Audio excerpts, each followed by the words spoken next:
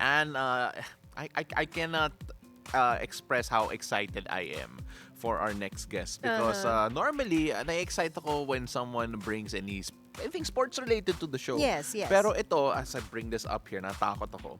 I'm now holding a ball from the year 1910. A 1910, basketball from the year grabe. 1910. So, Grabe. nandyan yung spirits of Oh, basketball oh. of the past. Yeah, you know what? We're gonna see this and a lot more. But of course, Renaissance man yung guest natin because he's Okay. also the president of the Philippine College of Radiology (NCR) and the VP of the Ultrasound Society of the Philippines. Yes, he's also a doctor. He'll join us today to talk about sports. A very well-respected radiologist and a sports memorabilia collector with around 25,000 items on Philippine basketball. Let's get to know him in the Hangout.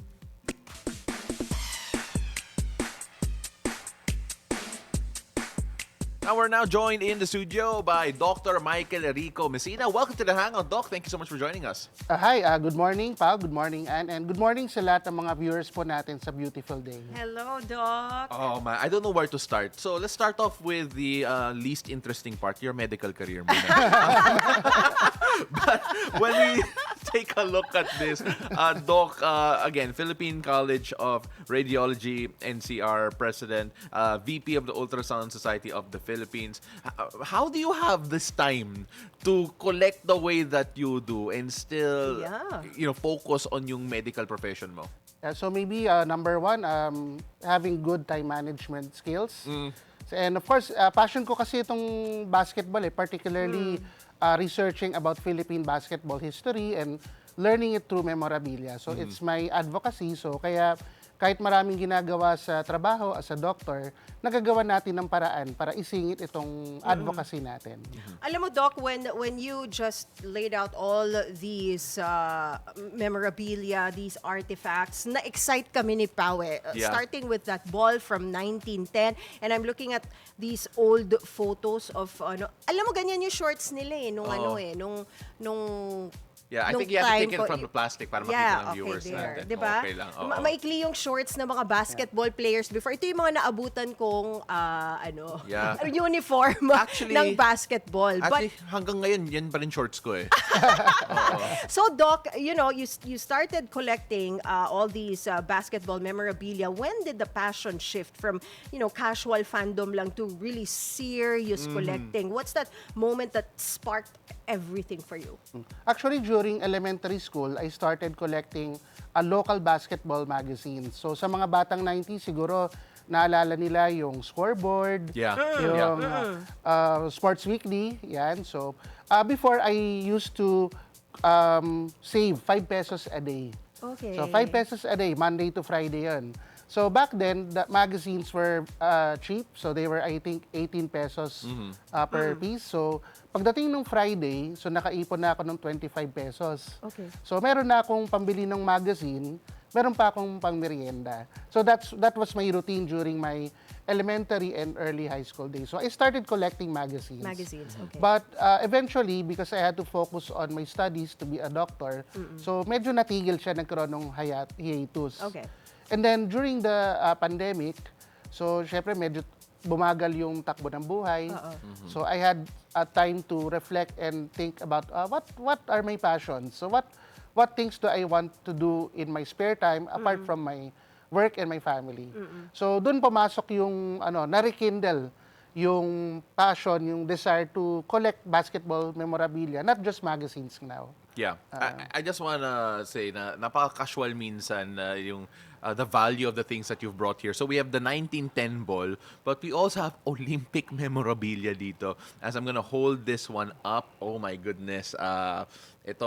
This is a jersey Wow. from the 1960 Rome Olympics, Olympics. Rome, na game worn. Na amoy pawis pa rin hanggang ngayon. Again, this is from Ed Roque, if I'm not Yes. mistaken. Yes, again, number 15 for the RP team back in the day, Gilas Pilipinas, before it was Gilas Pilipinas. But when we take a look at, siguro you mentioned you started from mga magazines. Yes. At what point did you realize, wow, yung basketball history, that's what I want to chase, collecting all of these old items. items that are older than you and I put together. Also, like, how did that start? Sometimes collectors undergo evolution. So, ayan nga, as I said, I started with magazines, but nung medyo nakompleto ko na, kasi batang 90s ako, so mga 90s magazines yung kinokolekta ko. So, nagkaroon ngayon ng challenge. So, ano pa ba yung pwede kong kolektahin? So, ngayon, from 90s, medyo umaatras na ako. Parang time machine. So, from 90s to 80s, and then I was wondering how far I can go back to Philippine history. So, ano naman, awa ng Diyos na abutan natin until dun sa start ng basketball sa Pilipinas. At around 1905. So actually this year, 2025, it's the 120th anniversary of basketball here in the Philippines. Wow. No, I haven't put that together. But then, Anne, you're actually holding some stuff here because... some really old photos. You know, Doc, I am curious, no? Paano mo to nahanap? Right? From different parts of the Philippines, I think, di ba, nakuha mo itong mga artifacts. So, how did you search for these items and how do you authenticate na ano talaga sila? Like legit from the 1910s, 1920s? Okay. So, let's take this particular postcard, for example. So, that's actually a very historic postcard, picture postcard. So, that's a picture of the Tondo Intermediate School basketball team. So, it's a girls basketball team. And if you look at the postcard, may nakalagay po na champion 1913. Yung hawak nung 1913. Nung captain nila. So, the first organized competition ng parang recognized na organized competition ng basketball was held in the Manila Carnival for girls. So, it was from 1911 to 1913. So that's the picture of the last girls team who won in the Manila Carnival. Wow, that's the last girls team to won in the Manila Carnival. Yeah, that's amazing. So I'm checking right now. It says Tondo champion 1913. Grabe. And alam mo, if we can zoom in this photo, I think it's safe to say yung angas ng Tondo was alive in 1913. You can feel it through the photo. Oh, grabe. But Doc, the value of all the stuff here, I'm sure, is incredible. We're looking at so many things from literally 100 years old. I feel nga we should be wearing gloves, Anne. Oo nga eh. Like, I really don't want to touch it with my bare hands. Oo Parang nga eh. napaka-delicate. Baka mamaya masira or something. Pero Doc, you actually are now recognized in so many ways, even sa wider Philippine culture. Kasi you also do appraisals for si Boss Toyo when it comes to some of the material here. How's that experience been like also putting value for some of the items that comes his way? So, it's very challenging rin, no? Kasi may pressure na pag pinakita sa iyo yung item, for example, ni Boss Toyo, or may mga companies na lumalapit po to have their items appraised. So, syempre, may pressure doon kasi you want to give them the fairest value that you can. But of course, it will entail, syempre, research. So, syempre, dapat bago ipakita yung item, I do my best to do my research on the item. Pero minsan kasi may magpapakita biglaan eh. So, I have to draw on my stock knowledge to give them the best value for that item that I can provide them po. Ooh. But have you also appraised sports that are not just basketball? Actually, my passion, my collection is limited to Philippine basketball memorabilia. So one of the senior pickers, his name is June Manalo. So he advised me back then when I was starting collecting na, Doc, mag-focus ko sa isang bagay, tapos ikaw yung maging pinaka-expert, parang prominent doon sa bagay na yon. Kasi at least yung efforts mo, yung resources mo, mafo-focus mo siya on that particular thing or that particular field. Take a look at that, Anne. May mga VHS tayo dito. VHS ba yung Betamax? Alam mo yung VHS. Maricel Soriano and Alvin Patrimonio, I love that. Oy, sobrang fan ako ng double dribble Oo, when I was kaya. growing up. Napanood ko rin kaya yan. Oo. But there was a time, Doc, that were in our PBA stars, our young basketball stars, were also movie stars. Yeah, And showbiz din. I mean, like, when you start collecting yung mga movie memorabilia nila, like, ano yung feeling nun? Kasi it feels like nagka-crossover ka sa pop culture in a different way, eh. Actually, given na basketball is very popular here in the Philippines, so you can see how it permeates into the culture ng Pilipino. No? So, di lang sila limited sa basketball, but also yan, in showbiz. I minsan in politics, di ba? Some Yeah. of our basketball greats delve into politics as well. You know, Doc, you really are a basketball fanatic. Bata ka pa lang, you were collecting these basketball magazines and everything, di ba? Meron ka bang in your research and your search for these artifacts, meron ka bang na-discover about basketball na talagang amazed you na hindi mo pa alam before? For example, ako, I didn't know that women players pala yung very first, Yeah, the first ones, yeah. players ng basketball. What did you discover in your search? Okay, siguro one, aside from that, na-discover ko na, women pala yung unang naglaro ng organized Ang galing basketball nun, in the ano? Philippines. Ang na-realize ko is how hard it was for the Philippine basketball athletes back then to compete in international competitions. Okay.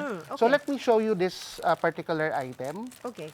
Okay. So that's an Pwede ko ba original siyang copy. tanggalin sa plastic? Yeah, sure. Okay. Natakot talaga ako every Natatakot time I do ako Ingat lang po sa paghawak I ng- know, Oo, ito ingat nga lang. po eh. So that's an There. original copy of the Filipino athlete published in 1936. 1936!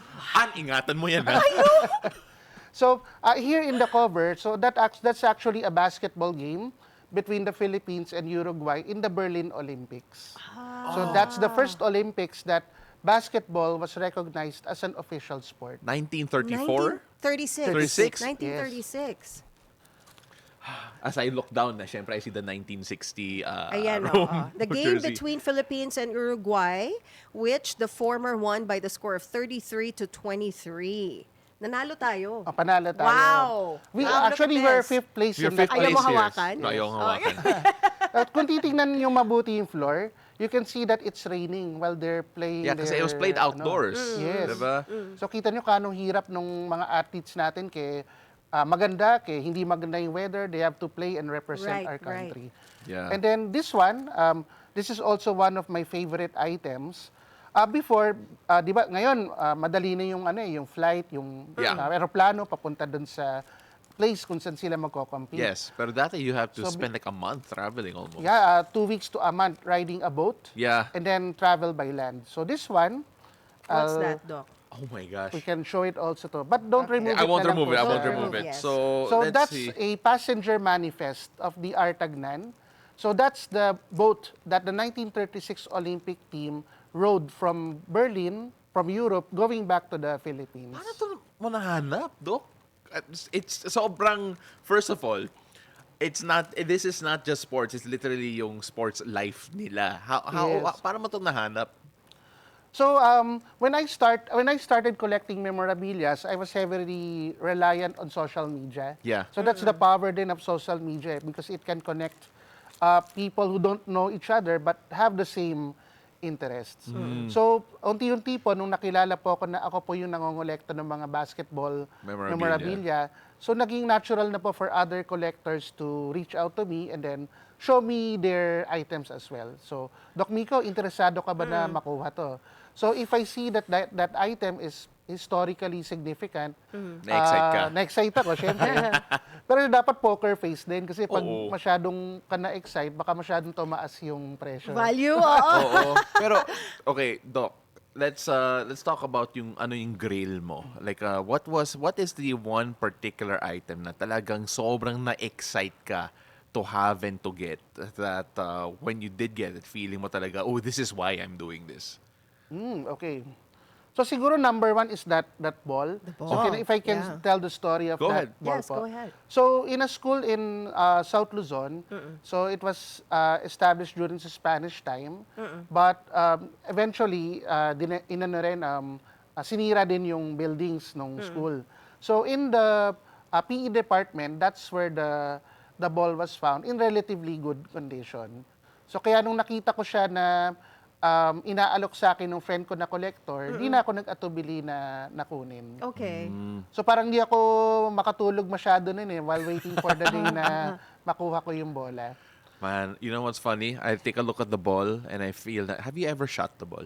No. I'm too afraid to... Oo nga, to do ako rin that. eh. Nakakatakot. It looks really delicate. Parang a shot 100 years in the making, diba? Sayang. Oo. And siguro one more thing is this one. Ah. Yan. Yan po, be careful na lang po with that. Okay. So that's a picture of Nanginginig talaga the yung kamay ko, 1954 gold medalist Asian Games team. Yeah, okay. Okay, so doon sa team na to, sila rin yung nag-compete sa 1954 na Brazil na World Basketball Championships. Where we got we bronze. finished third. Yeah. Wow. So that's the highest Asian finish ever in history. And this is the group that got it. Yes, most of it was the team who got it. Right. And then if you look at the picture here, and then here as well, you can see the signature of Kaloy Saga. Wow. So he's considered by many as the greatest basketball player of all time. And by you? Pa- By you? By you as well? I mean, of course. Ayun. Siyempre. Oo. May mga goat conversations tayo, syempre. Pero as a whole, parang overall na impact locally and internationally, in my opinion, Kaloy Saga should be the GOAT. So, yan, meron na signature niya May dito. signature, the And then signature's over also, here. on Yes. top of his chest there, there's a, you can make aninag the signature. Yeah. Yeah. Oh, wow. You So, wanna look at it? how did you get this? Careful lang. And pinasign mo ba to? Or was it already signed? It when was you got signed it? already. signed It was signed already. already. Wow. So I had it authenticated by the Loizaga sisters. Okay. Yeah. So we met sometime and then I showed the picture to them so that they can compare it with the actual signature of their father. So that's an Oh my authenticated gosh, that is signature. amazing. I know. So they were showing it here. Do you know kung ano yung venue nito? Rizal Memorial. This Rizal Memorial, Yan, right? ano. Grabe. The historic Rizal Memorial where we still do games. You until now. really Yes. have like a basket vault over here. And of course, syempre, your goal is to have a museum. In fact, you Museum. even Yes. write a Yeah. book. So how has that been working out for you, Doc? So currently, I'm working on a book on Philippine basketball history as told through memorabilias. Okay. So I'm trying to make history more accessible and, if ever, more enjoyable for the basketball fans. And hopefully, when the book is released, it will be appreciated by our Filipino basketball fans.